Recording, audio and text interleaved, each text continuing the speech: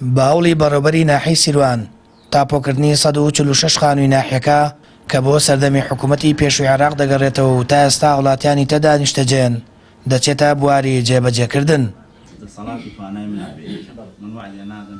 ئەمە ژووری بەڕێوەبەری ناحیەکەیە و وڵاتیان بۆ ستایشی ڕۆڵەکانی بەڕێوەبەری ناحیەکە لێرەن و هاوکات داواش دەکەن کار بکات بۆ ئەوەی نرخی تاپۆکردنی خانووەکان کەم بکرێتەوە.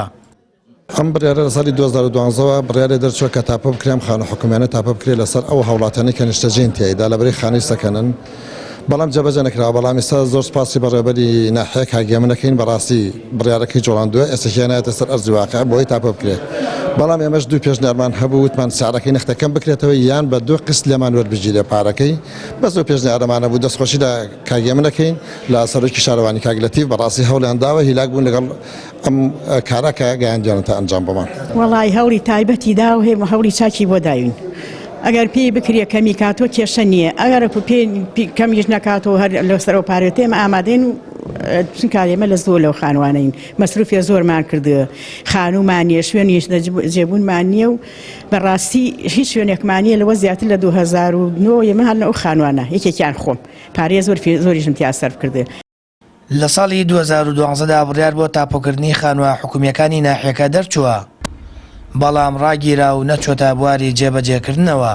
دواتر باوڵی بەڕێوەبەری ناحیەکەی سیروان و شارەوانی شارەکە و لە چوارچەوەی تاپۆکردنی خانوو زەویە زیادەڕۆکان ئەو خانوانە بە ناوی خاوەنەکانیانەوە تاپۆ دەکرێن. ئەم خانوانە ساڵی لە دەوروبەری هەفتەکان بۆ مۆزەفینی دائیرە کراوە، هەر لە مۆزەفینی زەراعەوە سەحەوە ئیدارە محەلی واتە ناحیە ئەوانە لەگەڵ شارەوانی.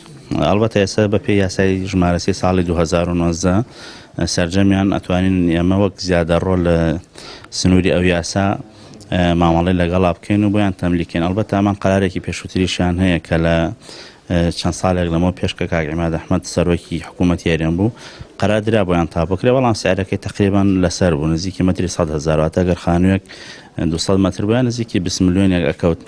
بەڵام سواز بخوال لە سنووری ئەم یاسا تقریبان ئەگەر 200 مەتریوە مەتری لە 3 بۆ 5,000 عنی لە ملیۆنێکە تاپۆکرێ. ئەو هاوڵاتیانی لە ناو خانووەکاندا چەندین ساڵە ژیان بەڕێ دەکەن، دڵخۆش و شادومان بە بڕیارەکە و بەشێکیان مامەڵەی تاپۆکردنیان دەست پێ کردووە. هاوکات بەڕێوەبەری ناحیەکەش دووپاتی دەکاتەوە، داواکاری هاوڵاتیان بۆ کەمکردنەوەی نرخی تاپۆکردنی خانووەکانیان دەگەێنێتە جێ خۆی و هەرچی لە دەسەڵاتیدا بێت لە بەرژەوەندی دانیشتوانی ناحیەکە و پرۆژە و ئاوەدانی و خەڵکی ناوچەکە ئەنجامی دەدات. سامان فەتاح، کەناڵی ئاسمانی پەیام، ناحیەی سیروان.